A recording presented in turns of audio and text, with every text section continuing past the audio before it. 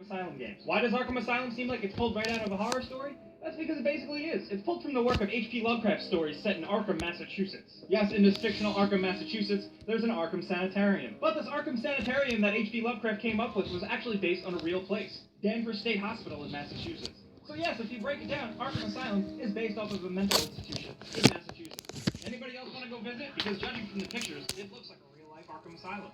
Number 7. Originally, Batman Arkham Asylum could have ended up as a rhythm action game. Oh boy, doesn't everybody want that? Originally, the Arkham combat system was prototyped as a rhythm-based system where you hit flashing corresponding colors. And it kind of turned out to what the combat system is today, that every other game tries to copy. I think we can all be thankful that the Batman games didn't go full rhythm because that would have been pretty stupid. And we wouldn't have that awesome combat system that we all know and love today. So thank you, Rocksteady. Thank you for not going with a rhythm action game.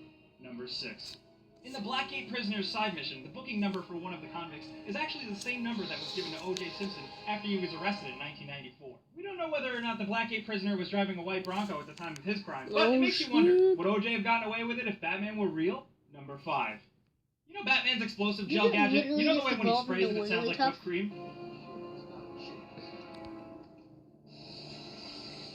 Well, it actually is. Yes, Rocksteady's sound team actually captured the sound of a spraying can of whipped cream to use for the gel noise. Let's go on to number 4. The Lost references in the Arkham games aren't random, nor did they necessarily come from just a regular fan in the writing department. Now, well, here's the thing. Answers don't give you everlasting satisfaction. Sometimes you need to brace yourself for disappointment.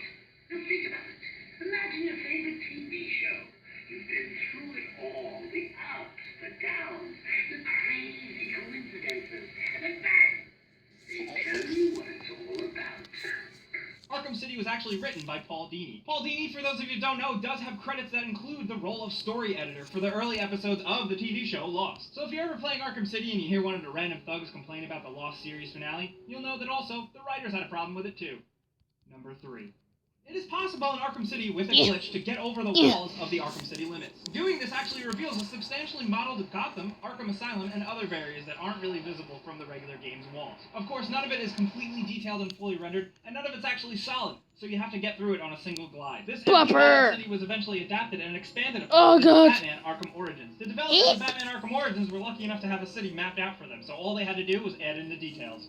Number 2. Apparently in Batman Arkham Asylum, if a PC version of the game detects it's been pirated, it will prevent Batman from using his cape to glide. Not only is this a giant middle finger to pirates from the developers, but it just makes the game really difficult and eventually results in Batman actually being trapped in a room filled with poisonous gas. This is probably one of the more aggressive forms of combat and game piracy that we've seen, and who better than Batman to do it? Number 1. Here's a bomb drop. Batman Arkham Asylum wouldn't have existed if it wasn't for a failed Dark Knight game. Yes, apparently, even though it is top secret, EA was apparently working with Pandemic to develop a game based on the Dark Knight movie. For those of you that don't remember Pandemic, they were the guys who started Star Wars Battlefront and the awesome Mercenaries games. Imagine we got a Dark Knight game?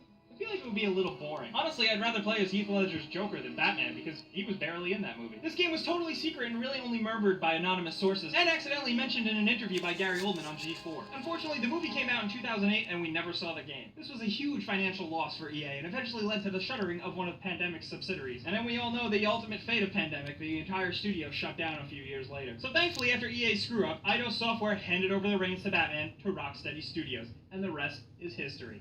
So those were 10 facts about the Arkham games that you may not have known. Let us know in the comments what you thought about these little tidbits of information, and what you know and what you didn't know. I'm gonna have 2 series pro plays. I'm gonna have 2 series pro plays. Share some juicy info with us. But you guys know the drill by now. If you had a good time watching this video, I'm gonna have 2 series pro plays and new plays. It really helps us out. I'm gonna say this is gonna be the first episode of pro plays. And we do giveaways. We just gave away an Xbox One. But as always, thanks for watching, and we'll see you guys next time. The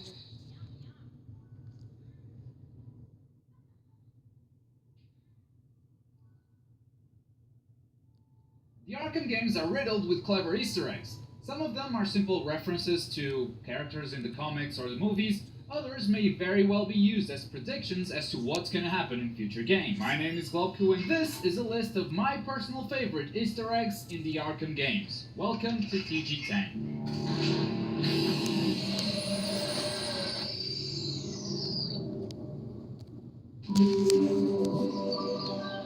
At the beginning of Arkham City, there are a couple of Easter eggs that hint at the end of the game. The painting in the very first room where you fight as Catwoman is called The Duality of Men, and it seems very similar to the ending scene of Arkham City. Not only that, but the Joker himself seems to know how things are going to end. When you're at the top of the church, instead of jumping out of the window, wait for the countdown to end and hear what the Joker has to say. Sometimes I wonder if all this will just end with one of us looking down at the other's corpse, trying to work out what to do next. The only question is, whose body will it be? I know who I'm rooting for. What about you? Now get out of there now, or you'll ruin everything. In Arkham Origins, you can spot numerous hidden things in the Batcave. One of them is right across the Bat computer on the bulletin board. There are several cases that Batman is investigating. One of them is the Red Hood Gang, the group that created the Joker by accident. Later in the game, when Batman meets the Joker, he still has no idea who he is, but their fate was already intertwined. Still on Arkham Origins, if you make your way to Black Mask's office, you'll find a file at the corner of the desk. This will have the name of a rejected assassin. There are actually 3 different possibilities here, so the name in your game could be different. After you beat Arkham Asylum and after the credits, there's a small cutscene of an arm grabbing a crate of Titan. Turns out that you could have any of 3 arms grabbing it. It could be Killer Croc, Bane, or even Scarecrow. From what we know so far, this is completely random. In the manager's office of Joker's Steel Mill, there is a pregnancy test. It reads positive, hinting that Harley Quinn may be pregnant with Joker's child. This made players excited for the possibility of meeting the Joker's son in an Arkham game, but unfortunately, it was a false positive. She's not really pregnant.